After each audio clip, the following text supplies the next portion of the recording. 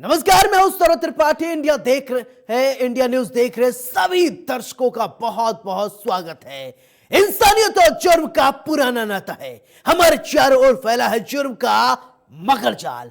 ऐसे में कौन कहां हो जाए शातिर का शिकार और किसके लिए जारी हो जाए मौत का फरमान। इतना नहीं, मिटा दिए जाते हैं जुर्म के सारे सबूत। जुर्म दर जुर्म, कत्ल दर कत्ल जारी है अपराध की दुनिया का काला कारोबार। लेकिन हम आपको सच दिखाएंगे, क्योंकि कहीं होता है रेप तो कहीं होती है हदूद सरेआम। हो सकता है आपके शहर में वो अपराधी बेखौफ घूम रहा हो, इसलिए आपको सावधान करने के लिए हम लेकर आए हैं हर जुर्म की पूरी दास्तान। आपको दिखाएंगे अपराधी का चेहरा खूंखार, जिसने मचा रखा है हाहाकार।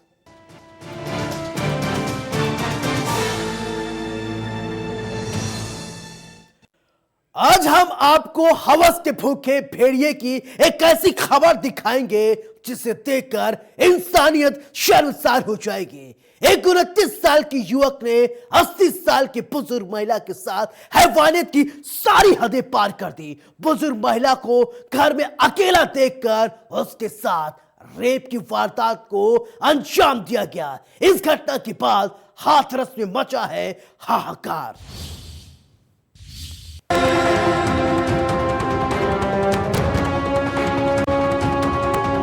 इंसानियत शर्मसार। 80 साल के बुजुर्ग से रेप के बाद बचा हाहाकार। देश में कितनी सुरक्षित है महिलाओं की सुरक्षा कौन करेगा? एक तरफ प्रदेश सरकार महिलाओं की सुरक्षा की बात करती है और सरकार की तरफ से हर संभव प्रयास भी किए जा रहे हैं, लेकिन इंसान की शक्ल में हैवान बन चुके लोग हैं कि मानते ही नहीं। हाथरस की एक ऐसी काली कहानी हम आपको बताने जा रहे हैं जिसे सुनकर आपके रोंगटे खड़े हो जाएंगे। जी हाँ, पुलिस के गिरफ्त में खड़े इस शख्स को गौर से देखिए। देखने में ये जितना सीधा लग रहा है, दरअसल वैसा है नहीं। इस शख्स पर 80 साल की बुजुर्ग से रेप करने का आरोप लगा है। हाथरस के गेट क्षेत्र के एक गांव में मानवता को शर्मसार कर देने वाला ये वारदात सामने आया है। गांव की ही 80 साल की बुजुर्ग महिला के साथ 29 साल की युवक ने दुष्कर्म की वारदात को अंजाम दिया। पीड़ित महिला के परिजनों ने थाने में युवक के खिलाफ शिकायत दर्ज कराई। आपको बता दें कि यह पूरा मामला थाना हाथरस गेट क्षेत्र के सूखना गांव का बताया जा रहा है कि महिला अकेली घर में थी, तभी गांव का एक युवक घर में घुसा और वृद्ध महिला के साथ दुष्कर्म की वारदात को अंजाम देकर धमकी देता हुआ फरार हो गया।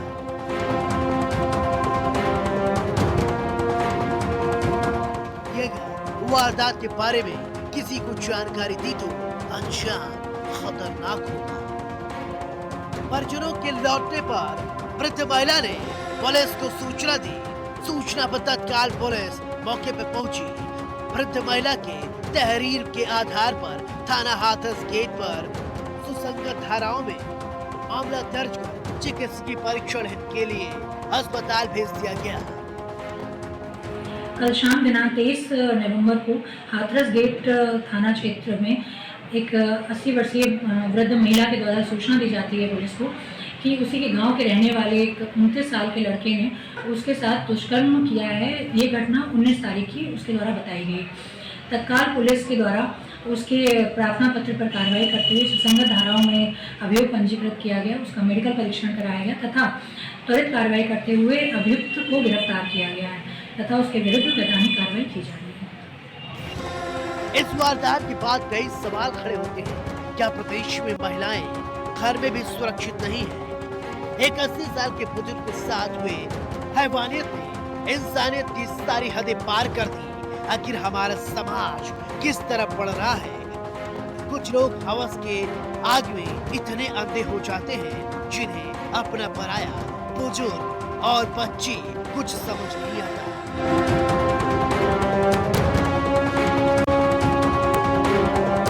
खैर, पुलिस ने मामला दर्ज कर लिया है और आरोपी को भी गिरफ्तार कर लिया है। अब देखने वाली बात होगी कि पुलिस आरोपी के खिलाफ क्या कार्रवाई करती है। वैसे तो परिजनों ने इसके खिलाफ सख्त से सख्त कार्रवाई करने की बात कही है। इंडिया न्यूज के लिए हाथरस से पीएन शर्मा की रिपोर्ट। अगर कहीं कोई घटना घटित होती है तो लोग सबसे पहले किसे फोन करते हैं? पुलिस को। अगर पुलिस को फोन किया जाए, अगर पुलिस काम न करे, अगर पुलिस वहां पहुंचे और पुलिस से तोड़फोड़ करने लगे, पुलिस पर यह आरोप लगे तो कैसा होगा? शादी समारोह में पुलिस पर यह आरोप लगा है कि शादी का सामान रखा हुआ था। जब पुलिस वहां पहुंची तो उसने अपनी पुरानी रंजिश निकालने की कोशिश की। यह खबर गाजियाबाद से है, जहां महिलाएं आरोप लगा रही हैं पुलिस ने घर में घुसकर अपना गुस्सा उतारा। इस वारदात के बाद मच गया हाहाकार।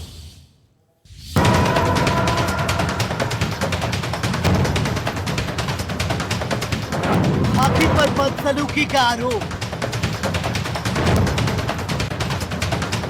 शादी का कार्ड हाथ में लेकर प्रदर्शन,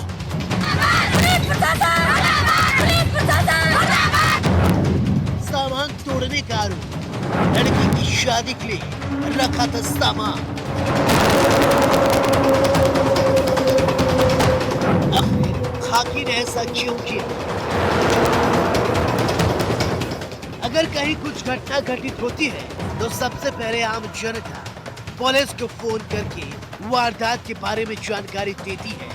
लेकिन हम आपको जो दिखाने जा रहे हैं वो जरा इससे उल्टा है। प्रदर्शन कर रही इन महिलाओं को गौर से देखिए। इन महिलाओं का आक्रोश पुलिस प्रशासन पर है। महिलाएं खाकी के करतूत से हलकान हैं। आपकी टीवी स्क्रीन पर दिख रही तस्वीर यूपी के गाजियाबाद के भूतपूर्व थाना क्षेत्र के बाहर की बताई जा रही है, जहां महिलाओं ने शादी का कार्ड हाथ में लेकर प्रदर्शन किया। आरोप है कि इलाके के एक घर में पुलिसकर्मी घुस गए और उन्होंने लड़की की शादी में देने के लिए रखा सारा सामान तोड़ दिया। इस दौरान घर में रखी वॉशिंग मशीन, बाइक और एलईडी टीवी के अलावा दूसरे सामान तोड़े गए हैं। ये आरोप हम नहीं, ये महिलाएं लगा रही हैं। महिलाएं उन पुलिस कर्मियों पर सख्त कार्रवाई करने की बात कह रही है और ये मांग भी कर रही है। पुलिस के खिलाफ महिलाओं ने जमकर नारेबाजी भी की। क्या नाम है आपका? पिंकी शर्मा। आप यहाँ पर भोजपुर थाने पर आए हैं, किस लिए आए हैं आप? जी रात हमारे घर में क्या कहते हैं तोड़फोड़ करी गई है। किसने तोड़फोड़ की है? पुलिस वालों ने। किस लिए तोड़फोड़ की है? जी क्या कहते हैं दिवाली वाले दिन पुलिस वाले पी के गए थे और वहाँ पे आदमियों के साथ बदतमीजी करी। लेडीज़ों ने आके छुड़वाया तो उनके साथ क्या कहते हैं लेडीज़ों पे हमला कर दिया और एक लेडीज घायल है। और उसके बाद क्या कहते हैं हमने हमारे साथ फिर रात को फिर बदतमीजी कही गई है 1-1:30 बजे। हमने रोकने की कोशिश करी तो क्या कहते हैं ये कह रहे हैं कि हम आपके साथ रोज इसी तरह करेंगे। हमने हाथ भी जोड़े, पैर भी पकड़े, मगर नहीं बाज आए। धक्के दे दे के औरतों को क्या कहते हैं सब तोड़ करी गई है। और ये कह रहे हैं कि हम रोज आएंगे और रोज ऐसे ही करेंगे। हमें धमकी दी गई है। आप क्या कहते हैं जब तक पुलिस वालों के खिलाफ कार्रवाई नहीं करेंगे जब तक हम यहीं रहेंगे। हमें तो यदि कार्रवाई नहीं होती है तो आप रात में यहीं रुकेंगे? जी हाँ जी, हम यहीं रुकेंगे। महिलाओं का कहना है कि मामला दीपावली की रात से शुरू हुआ था, जिसमें जुआ खेलने की शिकायत पर कुछ पुलिसकर्मी उनके इलाके में पहुंचे थे। इस बीच लोगों से पुलिसकर्मियों की कहासुनी हो गई थी, जिसका बदला वे बार बार गांव के घरों में जाकर निकाल रहे हैं। आरोप है कि बदला लेने के लिए पुलिसकर्मियों ने लड़की की शादी में उसे देने के लिए जो सामान रखा गया था उसे भी नहीं छोड़ा, उसे भी तोड़ा गया है। जी कविता सैनी। कविता सैनी, आप यहाँ भोजपुर थाने पर किस लिए आई हैं आप? जी रात मेरे पुलिस वाले गए थे 20-22 के करीब, रात के समय 12:30 बजे। हम सब घर में सो रहे थे। हमने कुआड़ा खोल दिया। उन्होंने बोला पुलिस वाले किस लिए गए थे आपके घर में? जी पता नहीं, बदतमीजी करने गए थे लेडीज के साथ में। दिवाली वाले दिन कुछ केस वगैरह हो गया था पकड़ने के लिए जेंट्सों को, मतलब कि पूरे मोहल्ले के 150 आदमी थे। हमने नहीं देखा कौन कौन थे इस समय, क्योंकि हमारी महिला घायल हो गई थी तो हम उसे उठा के ले गए थे। महिला कैसे घायल हो गई? जिन्होंने सिर में डंडा मारने से घायल हो गई थी। किसने डंडा मारा था? जी पुलिस वालों ने। अजी फिर मेरे भाई को उठा कर ले गया। मेरे भाई ने बोला कुछ ऐसा मेरा नाम नहीं है, तुम मुझे काय को लेकर जा रहे हो। कौन उठा कर ले गया? जी पुलिस वाले मेरे भाई को उठा कर लेके, इनका नाम पिंटू सैनी है। उन्होंने खूब बोला मगर यही नहीं माने। जी मेरी 3 तारीख की शादी भी है, कह रहे हैं कि मैं कहने लगी इस तरह का बदतमीजी कर रहे हो, तो कह रहे हैं कि ऐसे करेंगे, रोज करेंगे, आज काम करे कल कुछ ज्यादा करेंगे, और कह रहे कि दहेज में भी तुम्हारे आके आग लगाएंगे। कौन सा तरीका हुआ? माँ बहन की गाली बक के गए हैं, मेरी भाभी को धक्का दिया है, मेरी भाई का मारपीट करके गए, हमारी गाय बंधी थी इसके भी डंडे मार के गए। कौन सा तरीका है ये? माँ बहन की गाली इतनी गंदी गंदी दे कर गए हैं। आप बताओ हम क्या करें जब सरकार ही हमारे साथ नहीं दे रही। ये पुलिस वाले साथ कैसे गए, उल्टा गुंडों के साथ दे रहे हैं। सीधे आदमी कोई भलाई नहीं है बिल्कुल भी। आप बताओ क्या करें हम? कोई तरीका है बात करने का पुलिस वालों का? प्रियंका, आप यहाँ पर इतनी भारी मात्रा में आप महिलाओं को लेकर आप आई हैं, किस लिए आई हैं आप? हम इसलिए आए, दीपावली के दिन हमारे यहाँ पे 3 लोग गए पुलिसकर्मी, वहाँ पे जाके उन्होंने लोगों को पकड़ना शुरू किया। दारू के नशे में धुतते तीनों के तीनों उन्होंने पकड़ना और मारना पीटना शुरू किया। अगर जो महिलाएं बचाने के लिए आई उनके साथ गाली गलौज की, बदतमीजी की और महिलाओं को डंडों से मारना शुरू कर दिया। जब वो महिलाएं गिर गई वो वहाँ से चले गए, पुलिस चली गई। एक महिला की ज्यादा कंडीशन खराब है, वो बिस्तर पे है अभी भी। उसके बाद कल रात फिर पुलिस 1:30 बजे या 12:30 बजे हमारे घर आते हैं। 22-23 लोग दरवाजे तोड़ते हैं, उसमें 8-10 बाइक तोड़ दी गई है, ट्रैक्टर तोड़ दिया, हमारी LED तोड़ दी, कूलर और वॉशिंग मशीन तक तोड़ गए, टब बाल्टियां फोड़ गए, खाटे तोड़ गए। ये बताइए अब लड़कियों के साथ गाली गलौज बदतमीजी करी गई है, कपड़े फाड़ रखे हैं लड़कियों। उन्होंने ऐसा किया हमारे साथ। अब बस हमें इंसाफ की मांग है। जो भी पुलिसकर्मी थे दोषी उनका गिरफ्तारी का वारंट निकले जल्द से जल्द, तभी हम ये धरना प्रदर्शन बंद करेंगे। उसके बाद हमें इंसाफ चाहिए बस। सुना है शादी है और आपके घर में पुलिस वालों ने जाके जो है जिस लड़की की शादी है उसके साथ भी कुछ मारपीट वगैरह की है? हाँ जी, जो 2 दिन बाद हमारे घर में शादी है, बारात आने वाली है, वो लड़की घर है, उसके हल्दी लग चुकी थी, उसे इसलिए बुलाए हम यहाँ पे। इसकी शादी 3 तारीख की है, जो ये है हमारे यहाँ पे। परसों मेरी बहन की शादी है, कार्ड ये रहा उसकी शादी का। उन्होंने कहा था कि उसके दहेज की बाइक वाइक सब तोड़ के आए हैं, ये जो हमने देने के लिए खड़ी कर रखी थी, और दरवाजे हमारे तोड़ तोड़ के घर में घुसे हैं। कौन से गांव की घटना है ये फरीदनगर कस्बा फरीदनगर की घटना है, मोहल्ला गोलक हुआ। अच्छा, कौन सा थाना लगता है आपका? भोजपुर थाना। क्या आपने इसकी शिकायत किसी अधिकारी से की?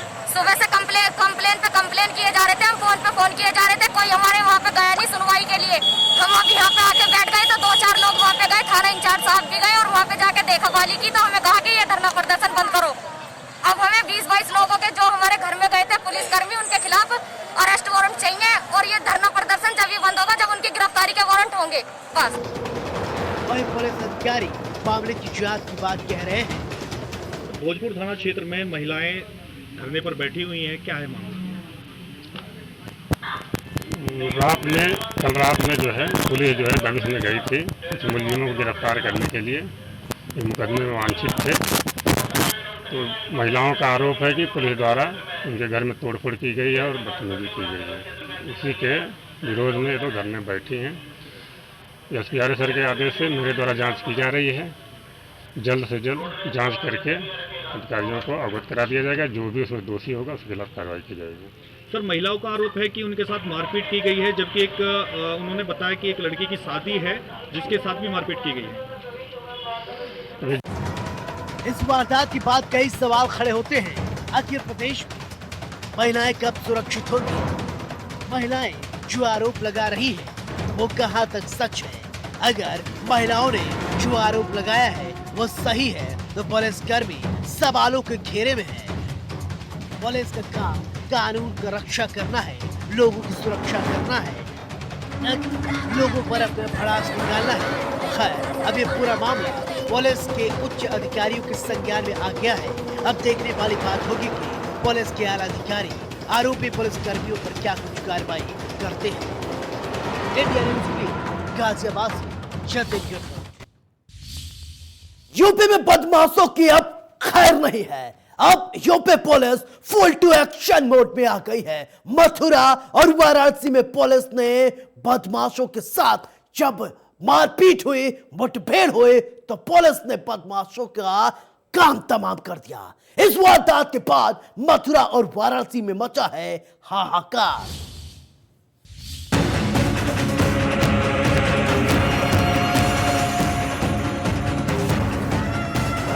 बदमाशों की आई शामत, पुलिस उनके बिलों से निकाल रही है। एक्शन में यूपी पुलिस। अब बदमाशों को खैर नहीं, हर बदमाश होगा बेनकाब। 50,000 का इनामी बदमाश थे। वाराणसी और मथुरा में मुठभेड़ से बचा हाहाकार। आपकी टीवी स्क्रीन पर दो तस्वीरें दिखाई दे रही हैं। पहली तस्वीर वाराणसी से है और दूसरी तस्वीर मथुरा की है, जहां पुलिस बदमाशों पर कहर बनकर छूटी। तो सबसे पहले बात करते हैं वाराणसी की। वाराणसी में एक बार फिर से पुलिस और बदमाशों के बीच मुठभेड़ की खबर सामने आई है। पुलिस से मुठभेड़ में 50,000 के इनामी बदमाश अनिल यादव को ढेर कर दिया गया, जबकि दूसरा उसका साथी अंधेरे का फायदा उठाकर भागने में सफल रहा। दरअसल 2 दिन पहले वाराणसी में लालपुर थाना क्षेत्र में हुए 1 लाख के इनामी मोनू चौहान से पुलिस के साथ हुए मुठभेड़ के दौरान फरार अनिल यादव का सामना क्राइम ब्रांच और जैतपुर थाना क्षेत्र के पुलिस से हुआ। बताया जा रहा है पुलिस को देखते ही बदमाशों ने फायरिंग शुरू कर दी। जवाबी कार्रवाई में पुलिस की गोली से अनिल यादव घायल हो गया। वहीं एक दूसरा आरोपी अंधेरे का फायदा उठाकर फरार हो गया। घायल आरोपी को अस्पताल में भर्ती कराया गया। आज यहाँ पे अशोक विहार है, वहाँ पे पुलिस चीफ जैतपुरा इंस्पेक्टर और क्राइम ब्रांच के कुछ लोग थे, उनके द्वारा चेकिंग की जा रही थी। तभी 2 बदमाश बाइक पे सवार थे, वो वहाँ से भागने का उन्होंने कोशिश किया, तो शंका होने पर उनका पीछा किया गया। वो यहाँ सारंग चौराहा है, उधर से होते हुए ये भगवान आला की तरफ से होते हुए इधर आए, तो यहाँ पे उन्होंने पुलिस पे फायर किया। फिर पुलिस की साइड से फायर हुआ। दोनों साइड से फायर होने पर एक बदमाश को गोली लगी, जिससे उनकी बाइक यहाँ पर फिसल कर गिर गई और वो घायल हुआ, तो उसको कबीर चौराहा अस्पताल में भर्ती कराया गया है। और दूसरा बदमाश अंधेरे का फ़ायदा उठाकर भाग गया है। तो जो बदमाश घायल हुआ है उसकी पहचान अनिल यादव के रूप में हुई है। वो 50,000 का इनामी है और वो लालपुर वाली घटना में शामिल रहा था और उसके द्वारा पहले इस तरह की घटनाओं में क्रिमिनल घटनाओं को अंजाम दिया गया है। तो सर, ये दूसरा जो फरार हुआ, क्या जानकारी पुलिस को प्रारंभिक अभी मालूम चल पाई कि कौन बदमाश था? नहीं, अभी इसके बारे में फ़िलहाल कोई जानकारी मालूम नहीं हो पाई है। और बाकी यहाँ पे जो घटना स्थल है उसके लिए FSL की टीम पहुँच रही है और बाकी यहाँ पे बाकी कार्रवाई की जा रही है। बात की जाए सर, कितने देर मुठभेड़ चली पुलिस के साथ बदमाशों की और कितने राउंड गोली चली? राउंड का अभी जितना देखा है यहाँ पे प्रारंभिक जांच में, उसमें 4-5 खोखे हैं 4 जगह पे, वो खाली केस देखने को मिले हैं और वही बस इतना ही है। अभी और देखने पे डिटेल पता लगेगी। ठीक सर। चलिए अब आपको दूसरी तस्वीर यानी मथुरा की बात करते हैं। मथुरा वृंदावन कोतवाली क्षेत्र के नगला रामताल के पास पुलिस और बदमाशों के बीच मुठभेड़ हो गई। इस मुठभेड़ में पुलिस ने 3 हत्याओं के मामले में वांछित चल रहे आरोपी राहुल को गिरफ्तार कर लिया। राहुल गोली लगने से वो घायल हो गया। अपराधी के कब्जे से पुलिस ने अवैध हथियार और बाइक बरामद की है। राहुल ऑटो में सवारियों को बैठाकर लूटपाट के बाद हत्या वाले गैंग का सरगना बताया जा रहा है। 11 अक्टूबर को बदमाशों ने लूटपाट के बाद विक्रमपुत्र चंद्रपाल निवासी ग्राम से ही थाना शेरगढ़ की हत्या कर उसके शव को यमुना नदी में फेंक दिया था। 22 फरवरी को थाना गोवर्धन में फरीदाबाद हरियाणा के प्रताप सिंह की भी राहुल और उसके साथियों ने लूटपाट के बाद हत्या कर दी थी। वहीं 14 नवंबर को दीपावली वाले दिन थाना जमुनापार इलाके में इसी गैंग ने राया कस्बा के एक व्यापारी को ऑटो में बैठाकर उसके साथ लूटपाट करने के बाद गांव के गौशाला के पास उसकी हत्या कर शव को सड़क के किनारे फेंक दिया था। एसएसपी डॉक्टर गौरव ग्रोवर ने घटनाओं के खुलासे के लिए 5 टीमों का गठन किया था। 18 नवंबर को जमुनापार इलाके में मुठभेड़ के बाद 3 बदमाश सचिन, धर्मेंद्र और शिवम को गिरफ्तार किया गया था, लेकिन गैंग सरगना राहुल गिरफ्तारी से फिलहाल दूर था। अब वो पुलिस के गिरफ्त में है। अपराधी कितना भी शातिर क्यों न हो, वो कानून के हाथों नहीं बच सकता। ऐसा ही हुआ वाराणसी और मथुरा में। देखा आपने कैसे पुलिस ने बदमाशों को पकड़कर उन्हें सलाखों के पीछे पहुंचा दिया। हर बदमाश का यही हश्र होगा, क्योंकि यह उत्तर प्रदेश है और उत्तर प्रदेश में अगर कोई गुंडा माफिया यूं ही अनर्गल काम करता नजर आएगा तो पुलिस उसे छोड़ेगी नहीं, उसके सही जगह पर पहुंचा देगी। इंडिया न्यूज के लिए वाराणसी से संतोष और मथुरा से रविंद्र की रिपोर्ट। आजमगढ़ की हम आपको एक ऐसी तस्वीर दिखाएंगे जिसे देखकर आपके रोंगटे खड़े हो जाएंगे। देखिए राजनीतिक रसूख रखने वाले लोग कैसे गरीबों को लगातार पीट रहे हैं। अगर चोरी करना गुनाह है तो ये बात सही है, लेकिन कानून को अपने हाथ में लेने का किसने अधिकार दिया है? अगर आपके पास रसूख है तो आप किसी को यूं ही मारेंगे। देखिए आजमगढ़ में एक युवक की पेड़ से बांधकर किस तरीके से पिटाई की गई और इस पिटाई से मच गया हाहाकार।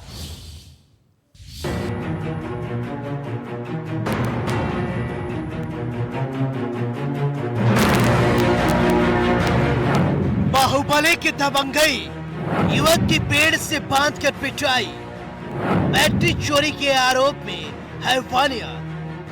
कितने बेखौफ हो गए हैं लोग। आरोपियों पर कब होगी कार्रवाई? इन तस्वीरों को जरा गौर से देखिए।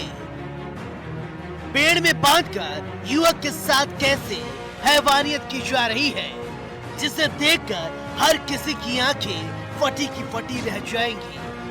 देखिए कैसे युवक को जानवरों की तरह पीटा जा रहा है। आपकी टीवी स्क्रीन पर दिख रही तस्वीर यूपी के आजमगढ़ जिले की बताई जा रही है, जहां एक युवक को पेड़ में बांधकर जमकर पीटा गया और इतना पीटा गया कि अब ये पूरा मामला तूल पकड़ता नजर आ रहा है। दरअसल बैटरी चोरी के आरोप में युवक को उठाकर पेड़ से बांधकर मारने का ये मामला सामने आया है। मामले में ब्लॉक प्रमुख फूलपुर अर्जुना यादव के बेटे टाइगर समेत 8 लोगों के खिलाफ मामला दर्ज किया गया है। इस संबंध में एक आरोपी को पुलिस ने गिरफ्तार भी किया है। दरअसल ये पूरा मामला जिले के एक ऐसे नेता का है जो रसूखदार है और ये नेता रसूखदार होने की वजह से जो चाहे वो करेगा, ये कतई शायद बर्दाश्त नहीं होगा। दरअसल ब्लॉक प्रमुख अर्जुना यादव पूर्व सांसद बाहुबली रमाकांत यादव के भाई की बहू है। इस पूरे प्रकरण को गंभीरता से लेते हुए पुलिस अधीक्षक आजमगढ़ सुधीर सिंह ने कहा कि इसमें गैंगस्टर की कार्रवाई की जाएगी। देखिए दीदारगंज के में एक वीडियो वायरल हुआ था और ये चीज संज्ञान में आते ही तत्काल इसमें थाने से एक्शन लिया गया और इसमें मुकदमा पंजीकृत किया गया है। अभियुक्त के घर दबिश दी जा रही है, बहुत जल्दी गिरफ्तार करके भेजे जाएंगे। इसमें क्योंकि ये मैटर ऐसा है जिसमें लोगों द्वारा जाति की गई, इसमें गैंगस्टर एक्ट की भी कार्रवाई कराई जाएगी। पार्टी से जो कनेक्टेड लोग हैं वो इसमें हैं और आप सब लोग भी जानते हैं कौन लोग वो हैं। नामजद है, कोई उसमें ये नहीं है कि नामजद ना हो, अज्ञात हो, नामजद है और सभी घर दबिश की गई। दरअसल दीदारगंज थाना क्षेत्र के अमरेतू गांव के रहने वाले जितेंद्र पांडे को कुछ लोग उसके घर से सोते समय चवरिया उठाकर ले गए। उस पर बैटरी चोरी का आरोप लगाकर उसे पेड़ में बांधकर जमकर पीटा गया। पीड़ित के भाई ने बताया कि दरवाजे से पिस्टल की नोक पर उसके भाई को वो उठाकर ले गए। पीड़ित के भाई का कहना है कि पेड़ में बांधकर उसके भाई को जमकर पीटा गया और उनसे पैसे की मांग की गई और कहा गया 14,000 रुपए दो तभी इसे छोड़ा जाएगा। इन तस्वीरों को देखने के बाद कई सवाल खड़े होते हैं। आखिर प्रदेश में लोग बाहुबली के नाम पर, रसूख रखने के नाम पर इतने बेखौफ कैसे हो गए हैं? क्यों लोग पुलिस को खुली चुनौती दे रहे हैं? क्या पुलिस आरोपियों के खिलाफ कार्रवाई करेगी या नहीं? या पुलिस आरोपियों के रसूख के सामने खाकी भी नतमस्तक हो जाएगी? ये तो वक्त बताएगा। पुलिस के तमाम दावों के बावजूद हौसला बुलंद बदमाशों के मंसूबों पर रोक नहीं लग पा रहा है। ताजा तरीन उदाहरण आजमगढ़ के दीदारगंज थाना क्षेत्र के अमरेथू गांव का है, जहां पर बैटरी चोरी के शक में एक युवक को उसके घर से पिस्टल की नोक पर उठा लिया जाता है और सरेआम पेड़ से बांधकर पीटा जाता है। हालांकि इस पूरे मामले में पुलिस अधीक्षक आजमगढ़ सुधीर कुमार सिंह का कहना है कि मामले की गंभीरता को देखते हुए आरोपियों के ऊपर गैंगस्टर की कार्रवाई भी की जा सकती है। आरोपियों का एक रसूखदार राजनीतिक परिवार से जुड़े होने के कारण भी पुलिस इस पूरे मामले में फूंक फूंक के कदम उठा रही है और देखना होगा कि शेष जो आरोपी हैं, जिन 8 लोगों के खिलाफ मुकदमा दर्ज हुआ है, उनकी गिरफ्तारी कब तक हो पाती है। Rajesh Chandra Mishra, India news, Azamgarh. हमारा मकसद आपको डराना नहीं है, बल्कि आपको बताना है कि समाज में किस तरीके से जराइम की काली कहानी बुनी जा रही है। कल फिर मिलेंगे कुछ और काली कहानियों के साथ। तब तक दीजिए अपने दोस्त सौरभ त्रिपाठी को इजाजत। लेकिन चलते चलते दोस्तों, एक गुजारिश, सावधान रहें, सुरक्षित रहें और अपना बहुत ख्याल रखें। नमस्कार।